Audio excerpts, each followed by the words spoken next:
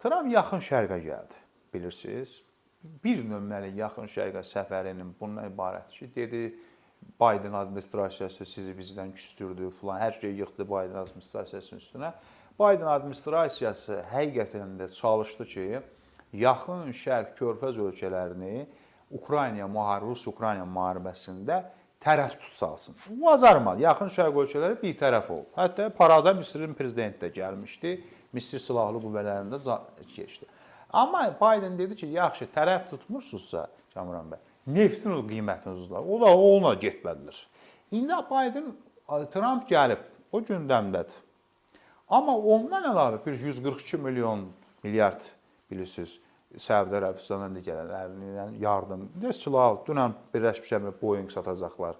Demək, əvvəlki gücünü yaxın şərqdə ABŞ, elə deyək, İsrailsiz bunun da altını tuturam. O çox qəribə, o istəyirəm onu açasınız ki, nə baş verir? Mən gördüm elə sizin gözlərinizdən ki, onu siz İsrailsiz özü bu.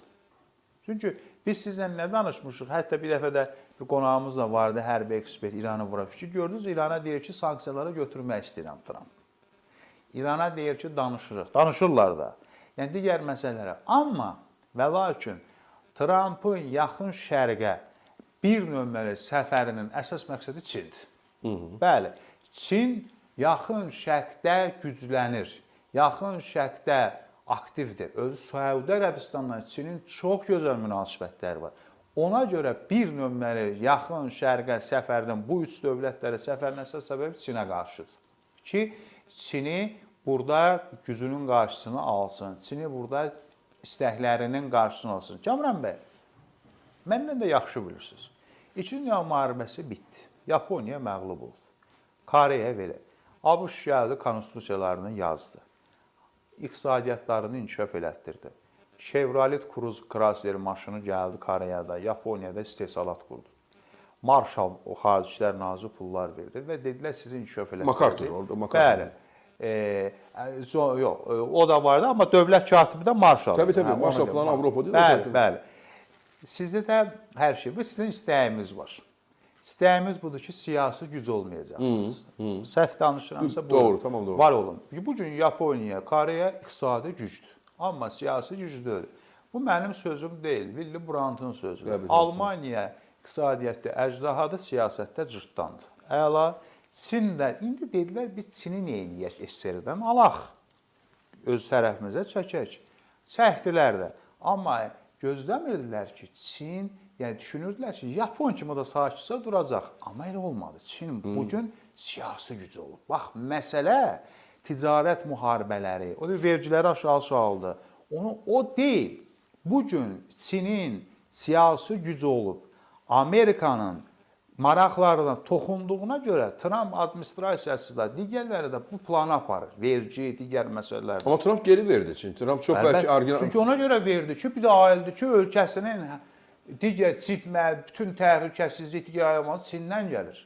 Ona görə baxdı ki, bu özünün yaxın adamı, silahdaşı Elon Musk dedi ki, kişi sən nə edirsən? Yaxşı dedi.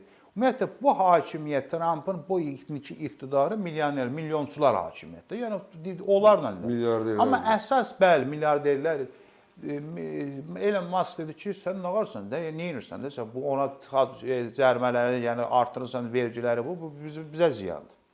Və bir də... Deyək ki, Elon Musk'ın Çində fabrikaları, zavodları var. Bəli. Bir də Kamran bəy.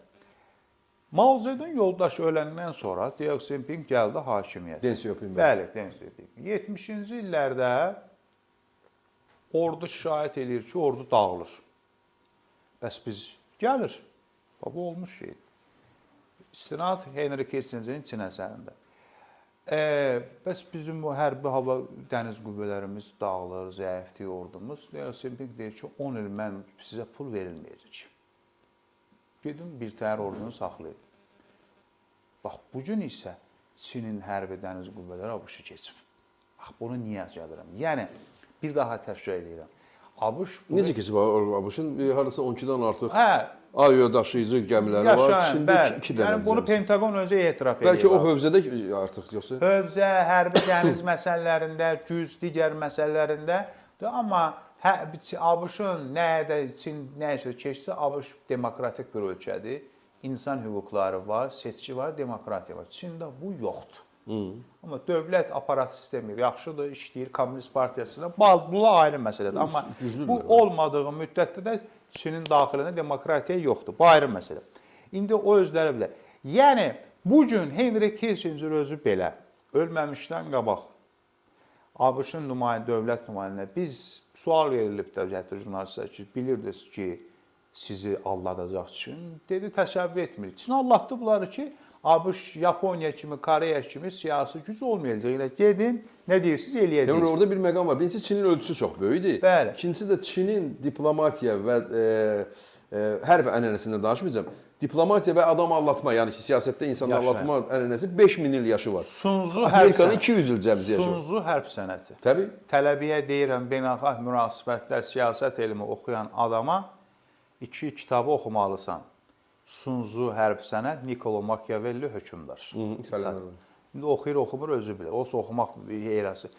Bəli, o bir misal da var, bəlkə yanlış soran, deyir, neynəsə Çin, niyə çayın qırağında oturub, deyir, balıq tutun, deyir, 2 saat, 3 saat oturun, hani balıq gəlmir, deyir, o ölüsü də olsa gələcək. Yəni, səbir. Sonda sənin düşmənlərimin tabutu gəlib yaşayır. Desə, onlar Putin tabutunu gözləyirlər və ona da nail olacaqlar. Çin, biz demişik, bu müharibə yoldaş Xi Jinpingə çox böyük sərf eləyir, Ukraynaya, Rusiya. İndi bugün Trump administrasiyası SSR-dən necə ki qopartmışlar Çini, indi Rusiyadan Çini qopartmaq istəyirlər. İndi bu nə dərəcə uğurlu olacaq, uğursuz olacaq bunu, amma hiss olunur ki, Trump administrasiyası buradan İranı da öz tərəfinə bu sanksiyalarına gətirmək istəyir. Yəni Trump administrasiyasının yaxın şərqə səfərindən Trump'ın yaxın şərq səfəri bir nömrəli əsas məqsəd budur. Çindir. İkinci, Biden administrasiyası dövründə olan soyuq münasibətlər, birisi o qaşıq sınır jurnalistin ölməsi və s. bərpa üstədiyində qazandı, Boeing satdı, o 140 hava müdafiə sistemləri, silah və s. Qatar digərləri. Ona görə də demək Trump administrasiyasının və həm Türkiyəni bayaq deyirsiniz, həm buradan İrana deyir, gəl əlimi uzadıram, sanksiyalara götürürəm, demək danışaq. Buradan da İranı təhlil edir. Gəlin bu Çin məsələsini bitirək, çünki